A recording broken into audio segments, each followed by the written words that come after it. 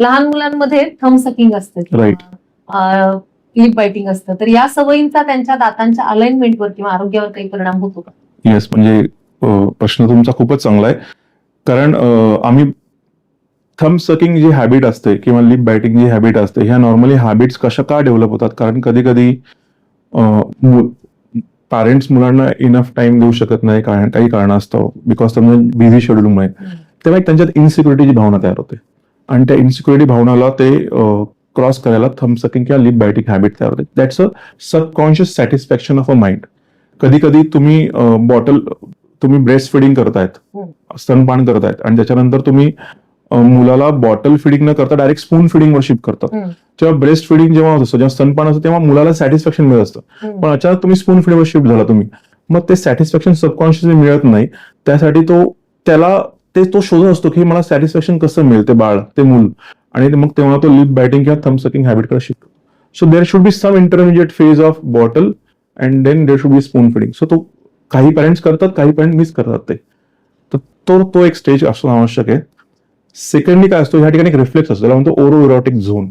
तो रिफ्लेक्स असतो ना, तो रिफ्लेक्स तुम्हाला नॉर्मली वयाच्या 3 ते 3.5 वर्षापर्यंत असतो तो रिफ्लेक्स, आणि त्याच्यानंतर हळूहळू तो कमी होत जातो.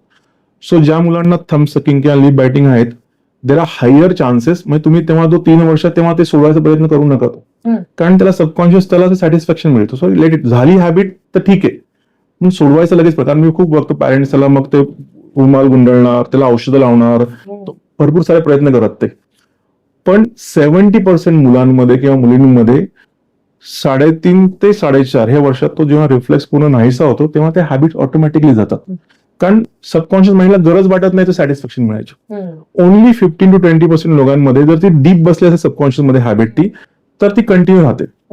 आणि मला तुम्हाला सांगायचं की जोपर्यंत वय वर्ष 5.5-6 होत नाही, तोपर्यंत थंब सकिंग लिप बायटिंग दातावर काही परिणाम नाही. थोडे दात पुढे येतील, पण परमनंटली त्याला मॅच करतील ते. त्याच्यानंतर जर ती हॅबिट राहिली तर येणारे परमनंटली तुमचे पुढे येणार, दात वेडेवाकडे होणार, तुमचं थंब सकिंग माउथ ब्रीदिंग चालू होणार, चेहऱ्याचं तुमचं ठेवण बदलून जातं.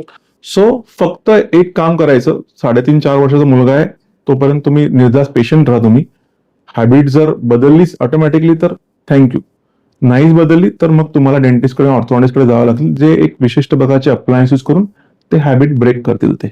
पण तोपर्यंत त्या मुलाला किंवा मुलीला तुम्ही शक्यतो त्रास देऊ नका, कारण तुम्ही त्यांना मारणार, त्यांना तुम्ही काही वेगळे पदार्थ करणार, त्याच्यामुळे त्यांना अजून सायकोलॉजिकल डिस्टर्बन्स. तिथं तेवढं गोष्टीला जितकं आपण नाही म्हणतो तितकं त्या मुलांना ते करायची इच्छा होते.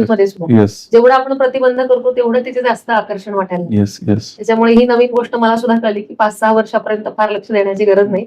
आता बरेचदा असा समज असतो की 2ऱ्या-3ऱ्या वर्षीच जर आपण ही हॅबिट नाही सोडवली तर पुढे दातांची अलाइनमेंट बिघडेल. आणि डेफिनेटली मला तुम्हाला सॉरी इथे इंटरप्ट करायचं, जर ती हॅबिट कंटिन्यू राहिली तर डेफिनेटली तुम्ही ऑर्थोडॉन्टिस्टला व्हिजिट करा, कारण ती हॅबिट थांबवणं खूप जरुरी नाही तर दात अननेसरी खूप पुढे येतील.